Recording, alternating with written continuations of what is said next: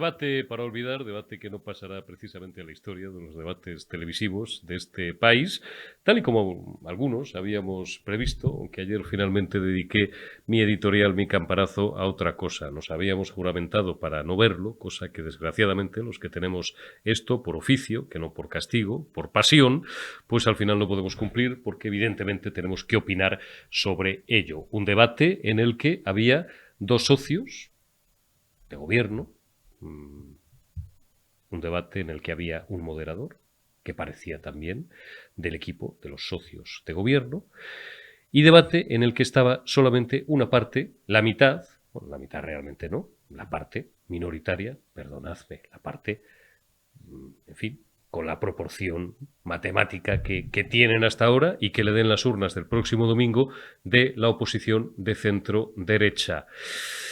¿Qué queréis que os diga? Pues muy poco, muy poco. Un Pedro Sánchez que ayer afortunadamente sí se encontraba en buenas condiciones, al menos denotaba mayor tranquilidad, que ejerció en todo momento del papel que estaba absolutamente diseñado y delineado para él y por él, porque es un debate delineado por Moncloa, es decir, el papel de lacayo del Loro Parque.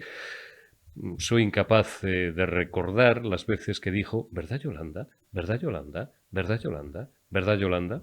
Un Javier Fortes que directamente, el lechero, no vaya a ser que se metiera en algún lío, durante la primera hora, prácticamente, o la primera media hora, los primeros 40 minutos, no existió. Creo que hubo un momento, hubo un punto en el que les dijo, oigan, ¿se pueden ustedes interrumpir?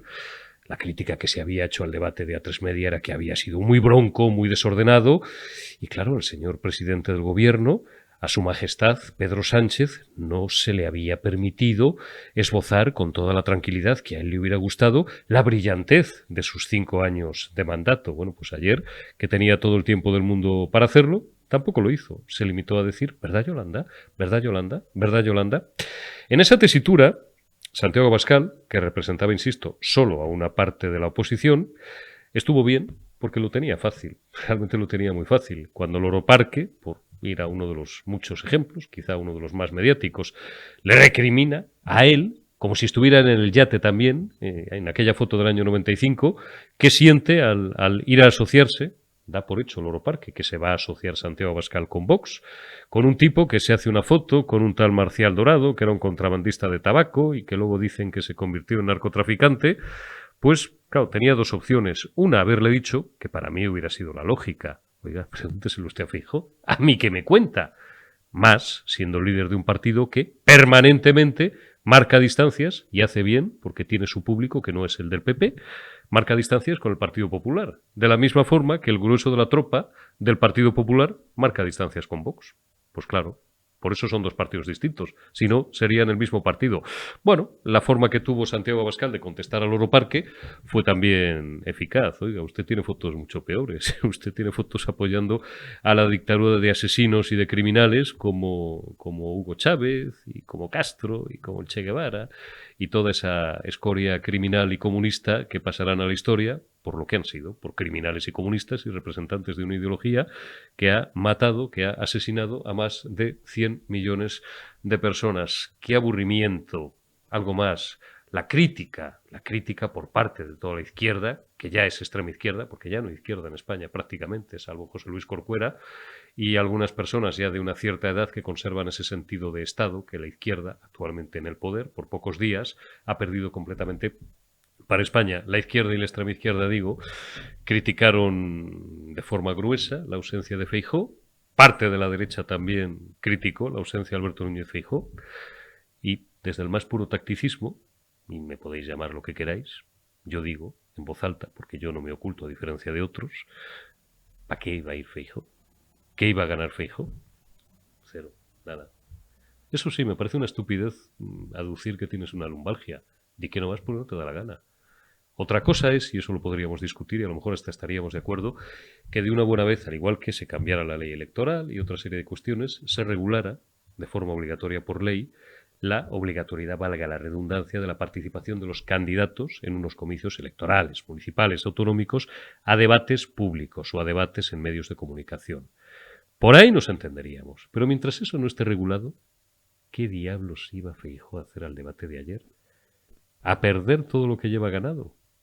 que la única suerte que tiene, si es que tiene alguna, Loro Parque no porque no puntúa, sino Pedro Sánchez Castejón, es que la campaña no va a durar una semana más, porque si no, no serían 150, serían 160 o 165. El debate de ayer, por concluir, estaba concebido para apuntillar y para sostener a una candidata de papel cuché, a una candidata de cartón piedra, a una candidata inane, a una candidata que no tiene una sola idea, a una candidata que tiene la cabeza llena de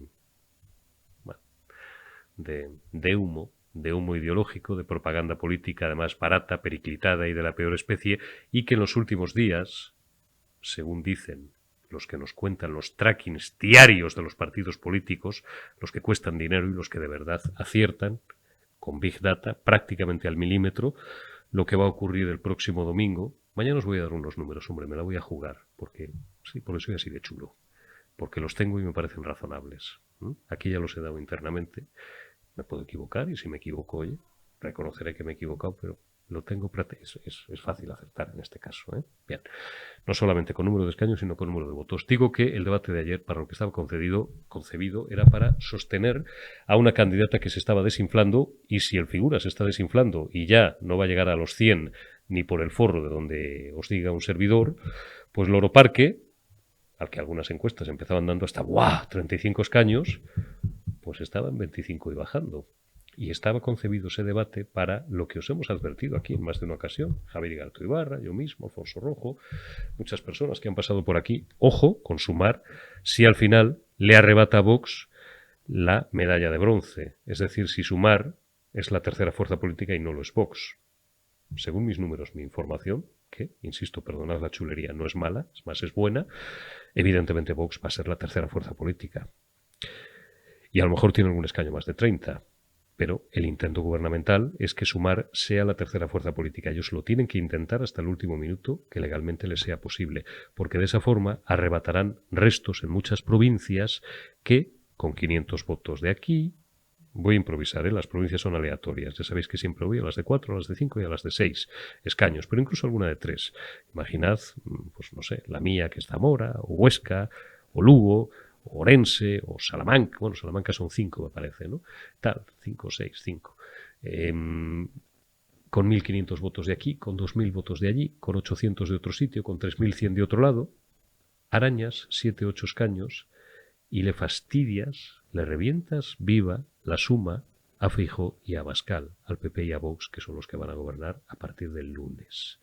Dejaros de rollos, de bueno, vamos a ver a cómo se entienden y tal. Ayer Fidalgo, que algo sabe de esto también, lo explicó clarísimamente. Bla, bla, bla, y luego ya veréis cómo todo va a ser mucho más fácil, como ocurrió en Valencia. Acordaos de lo que decía Mazón en Valencia, de Vox, y de lo que decían los señores de Vox en Valencia del PP, 48 horas, todo arreglado. Pues algo así es lo que va a pasar al final. Ni 20 abstenciones del PSOE, ni gaitas morunas. Va a pasar lo lógico, lo que dicta el sentido común y lo que dicta la necesidad y lo que va a ser mejor para España. Ellos lo van a intentar, por supuesto que lo van a intentar, hasta el último momento. Y si Sumar fuera eso, la tercera fuerza política, podían fastidiarle a la suma del centro-derecha 6, 7, 8 escaños, que podrían, y tampoco al 100%, pero podrían darle una mínima opción al figura, no de ganar ni de ser presidente del gobierno, que no lo va a volver a ser, pero sí de conformar una minoría de bloqueo que sometería a España ya a una situación absolutamente ingobernable, más de lo que ya la tenemos, y a un paroxismo y a una locura política que España no se puede permitir y que nos forzaría a en 6, 8, 10 meses volver a convocar otras elecciones generales, y eso sería una catástrofe, pero no para Feijóo, o para Abascal, o para el centro derecha, o para la mayoría, que somos más ya y mejores además que ellos, que creemos en las libertades, en la Constitución y en el Estado de Derecho. Sería un desastre para España. Arrancamos ya esta penúltima retaguardia de la semana, de este jueves 20 de julio de 2023. Nada, no queda nada ya. Y saludamos a Marcos de Quinto. Muy buenas, ¿cómo estás, Marcos? Feliz jueves. Muy bien, Eurico. Me encuentro fenomenal. Bueno, estás preparado ya, te imagino, un primer tiempo de saludo, listo y deseando, como lo estamos todos, para participar de la gran fiesta de la democracia. Bueno, fiesta va a ser para todos los demócratas y los que creemos en la libertad en España y en el Estado de Derecho, porque vamos, a menos que ocurra una catástrofe, vamos a conseguir echar, no a patadas, pero sí democráticamente, Sí, pero echar con toda la contundencia al figura. Eh, no, sí, vamos, no parece que nada vaya a salir mal, Marcos. esperemos que sí, pero luego yo creo que lo más interesante es qué va a pasar el día 14, Bien. porque se abren diversos escenarios. Es decir, bueno, por supuesto, si el peor escenario es que este hombre repitiera su, su coalición Frankenstein y estuviera otros 4 años. Eso sería de suicidio, por supuesto. Pero teniendo en cuenta que gane Feijóo, ¿cómo va a gobernar? Porque a mí me da mucho miedo el que pudiera gobernar por la abstención del PSOE. Vamos ¿Por a qué eso. digo esto? ¿Por qué digo esto? Porque, lógicamente, pues Sánchez diría, pues mirar qué generosidad la del PSOE, que nos abstenemos para que no gobierne con la ultraderecha. Pero el problema sería cuál es la letra pequeña que habría detrás de esto. ¿Qué le pedirían a Feijóo? Le pedirían, por ejemplo, que no investigara qué ha pasado con los fondos europeos, qué ha pasado con estos lobbies, el marido de Nadia Calviño o estos otros lobbies que se mueven alrededor de ello. Le pedirían que no se investigara nada de lo que ha sucedido en Marruecos. Le dirían que tendría que cubrir absolutamente con una manta de silencio lo de las maletas de Delsi. Es decir, que eso es lo que a mí me preocupa, porque eso es más o menos lo que ha sucedido en Cantabria, que de alguna manera el PP va a gobernar con la abstención de Revilla, y la pregunta que todos tenemos es qué precio ha pagado el PP para esa abstención, cuánto mirar hacia otro lado ha tenido que pagar. Por eso lo importante va a ser qué pasa el día 14. Yo creo que lo mejor de todo sería, por supuesto, que hubiera un acuerdo con Abascal, independientemente si ese acuerdo es un acuerdo explícito, aunque no entre Vox en el gobierno, o que entre Vox en el gobierno. Pero estas dos otras opciones yo creo que son mucho mejores a esa abstención del PSOE, que siempre pues haría una sombra de sospecha de cuál sería el precio que se está pagando por esta abstención. Así es, y se está trabajando en ello, nos consta, y esto, como tú bien sabes también, no es opinión, es información, y es precisamente este aspecto en el que venimos abundando, en estas dos hipótesis, en los últimos días, aquí en Periodista Digital, en La Retaguardia, en la segunda dosis. Es un tema que hemos tocado con el coronel Diego Camacho, lo tocábamos ayer, lo tocábamos con Sergio Fidalgo, el director del Catalán, lo tocábamos con Jesús Palacios, lo tocábamos con Miquel Jiménez, y ayer, fíjate, Fidalgo, que algo sabe también de esto porque lleva también mirando 30 años la vida y la actualidad política, me decía, no desesperemos, Eurico, porque al final a lo mejor las cosas son mucho más sencillas, aunque está bien que estemos alerta, como tú estás advirtiendo y bien advertido, y ocurre algo parecido a lo que ha ocurrido en Valencia. Es decir, tú fíjate, me decía Fidalgo, y yo coincidía, la cantidad de cosas que se habían dicho en los últimos meses, Mazón y los señores de Vox, y los señores de Vox en Valencia con Mazón. Oye, en 48 horas se acabó la presente historia. Chimo al carrer y un gobierno de centro-derecha en Valencia. Pero es verdad que yo, y ahí coincido contigo, desde que hace 12 o 13 días le escuché a San Felipe González decir aquello de quizás tal vez puede que no fuera una mala idea dejar gobernar a la lista más votada, y ya lo había leído en algún sitio, y alguien en esa milla de oro que llaman en Madrid, donde hay gente con mucho postureo, pero gente también bien informada, me dijo, cuidado que Lambán y que Paje están trabajando en esa dirección, trabajando entre bambalinas en que haya 15 o 20 tíos que se abstengan, y luego a este le van a sacar hasta los hígados, a costa de lo que tú dices, de no investigar los fondos europeos, de que no nos enteremos nunca qué ha pasado con Marruecos, etcétera, etcétera.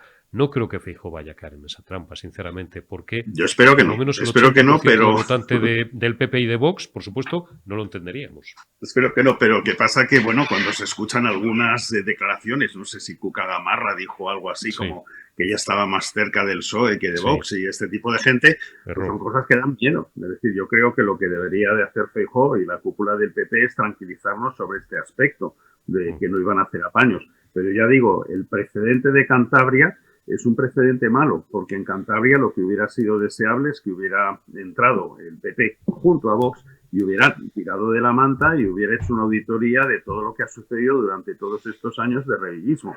Y eso me parece que no se va a dar. Por eso yo creo que más vale poner esto sobre la mesa para que la gente lo piense y también un poco para animar al PP a no hacernos otra cantabrada, ¿sí?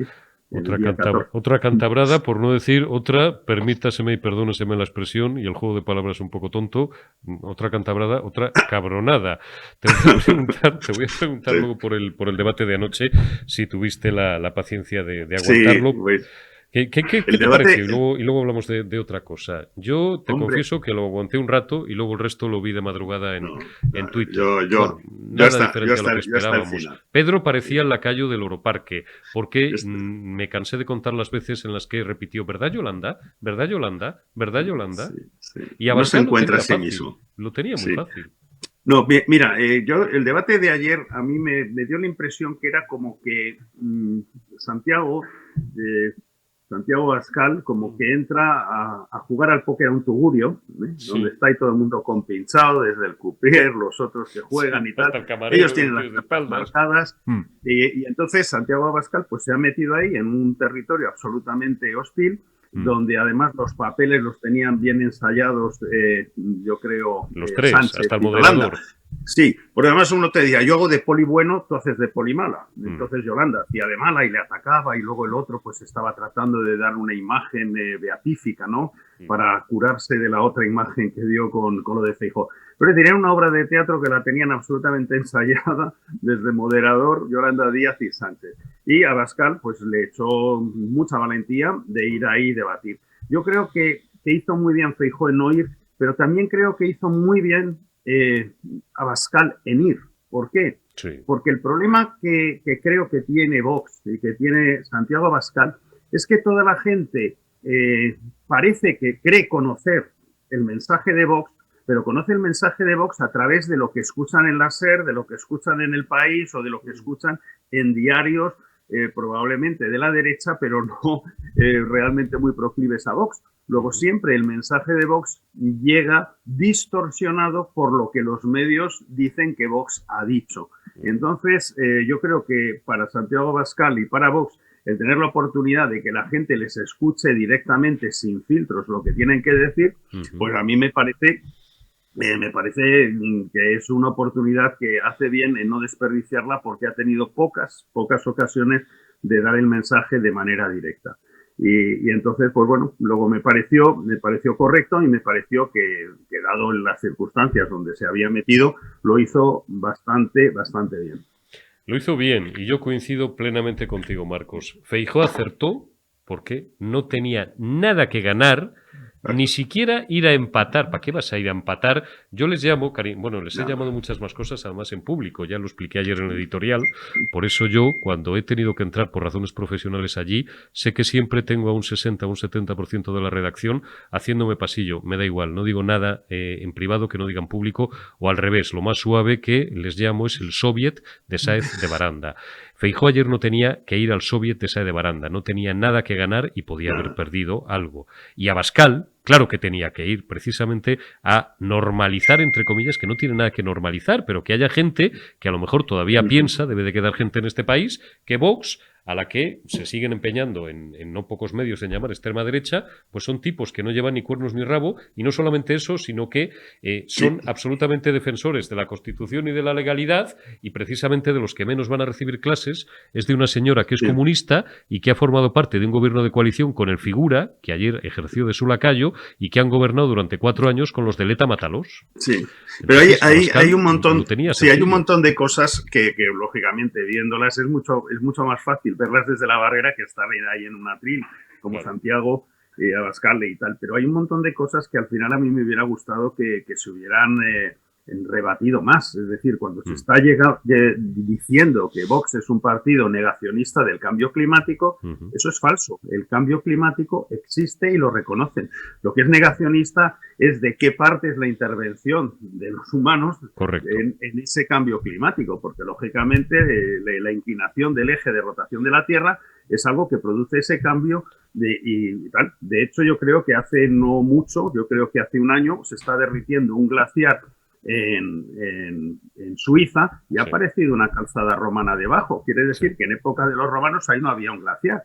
Entonces, el cambio climático, por supuesto que existe. Otro tema es cuánto hay que poner y cuánto interés hay en estos momentos en culpabilizar a los humanos de ese cambio climático, en lo cual no existe para nada un consenso científico. Entonces, el aceptar este tipo de cosas, esto te lo he puesto así, a título de ejemplo, pero es decir, estas cosas yo creo que deberían de quedar más claras a la gente, pero bueno, ya se han acostumbrado a colocar esas etiquetas y tal, y luego decir que, bueno, que von der Leyen es que no habla con nadie de la derecha extrema y estas cosas, es falso. O sea, von der Leyen está hablando todo el día con Meloni, está hablando con un montón de gente que en estos momentos gobierna en Europa. Con quien no hablan en Alemania porque es ilegal es el Partido Comunista. Es decir, el partido al cual pertenece Yolanda Díaz es un partido que está ilegalizado en Alemania. Esto es lo importante.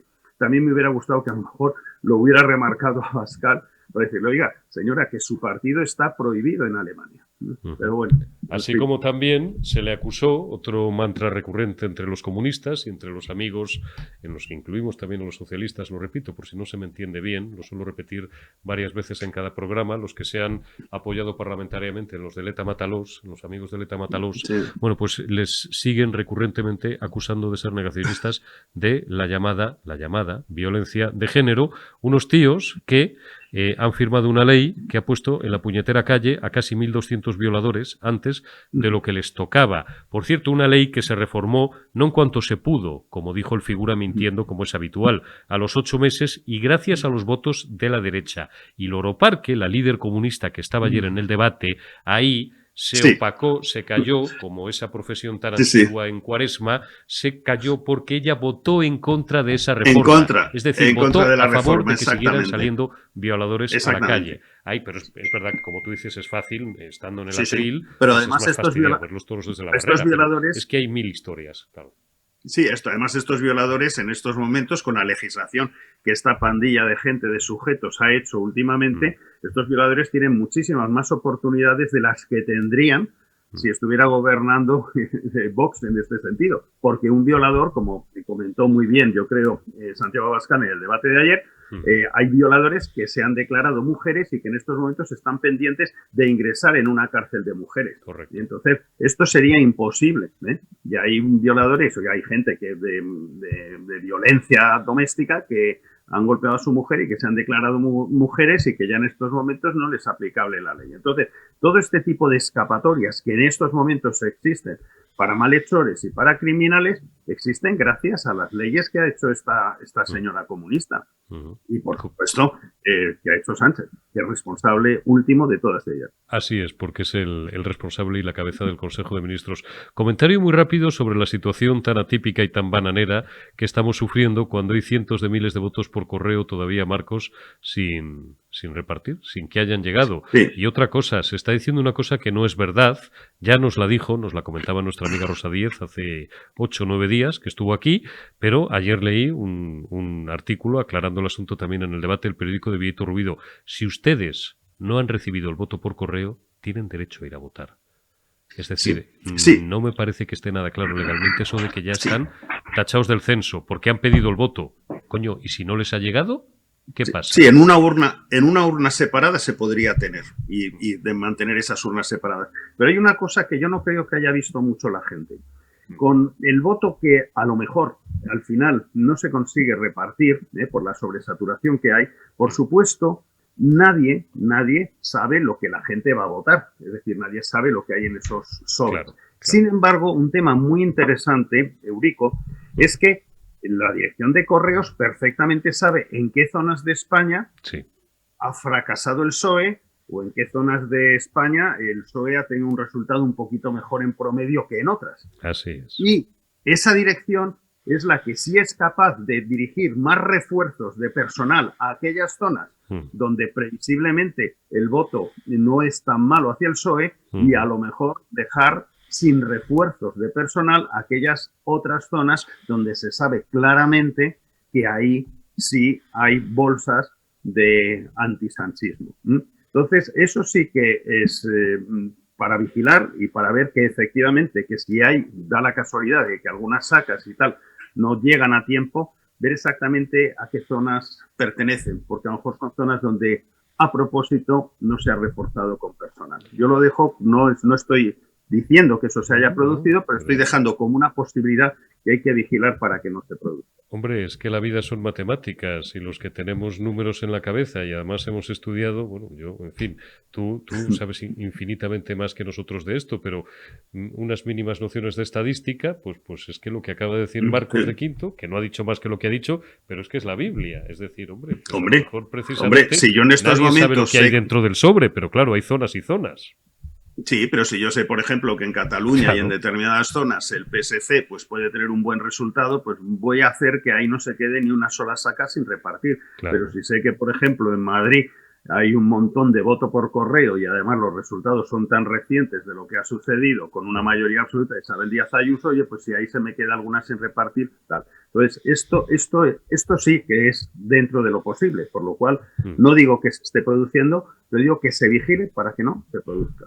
Así es. Rematamos. También otra cosa, por último, otra cosa que es un tema para mí importante. Yo creo que debería de ser posible que todos aquellos que han votado por correo, de alguna manera pudieran entrar en una base de datos y comprobar que su voto ha sido computado. Porque aquel que haya votado por correo y entrando en esa base de datos y viendo que no está, que tenga derecho a volver a votar o lo que sea.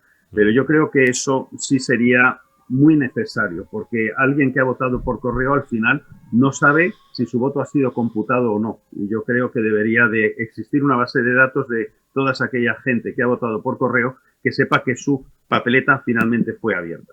Completamente de acuerdo. Marcos, simplemente un deseo antes de despedirnos, que todo el mundo que pueda y que no haya solicitado el voto por correo, porque, bueno, pues en buena parte del mismo está residenciado, como tú bien has dicho, en Madrid. Lógicamente, bueno, Madrid capital, somos 3.800.000, 3.900.000 y 6 millones, más de 6 millones y medio, casi 7 en Madrid comunidad. Si estamos en la playa o estamos en el pueblo, aunque sean 3-4 horas de carretera, de verdad merece la pena que perdamos 24 horas, como si son 36 de vacaciones, cojamos el coche, nos vengamos a Madrid, votemos, o de donde sea cada uno, y nos volvamos a ir, porque es perder un día a cambio de garantizar que luego no vamos a estar 4 años lamentándonos en la barra del bar, chillando, que esto es muy español, o en la mesa camilla de casa diciendo, pues para evitar eso, que todo el mundo que pueda vaya masivamente a votar, porque cuanta más participación haya, más posibilidades aún si cabe de las que ya hay, tendremos de echar a los socialcomunistas del poder. Sí, pero una cosa, aquellos que tienen pensado votar a Sánchez y tal, no hace falta que cojan el coche y vayan a votar, porque Tezanos ya ha dejado muy claro de que va a ganar Sánchez. O sea, ellos no pueden seguir con sus vacaciones tranquilos, porque Tezanos ya lo garantiza, que Sánchez va. Ya lo garantiza. Marcos de Quinto, como siempre es un placer y un honor charlar contigo. Cuídate y vamos a ver qué pasa el domingo, que esperemos que pase lo que todos los demócratas deseamos que pase. Te envío un abrazo. Muy bien, hasta luego. Gracias a vosotros. Hasta luego, Marcos de Quinto. Y gracias también a todos vosotros. Hoy hemos construido esta retaguardia, como teníamos invitado de lujo, pues se la hemos dejado a Marcos de Quinto y como siempre ha sido un placer charlar con él. Mañana será viernes, último día de campaña. Cuidaos y hasta mañana. Y dentro de unos minutos, Generación Euro.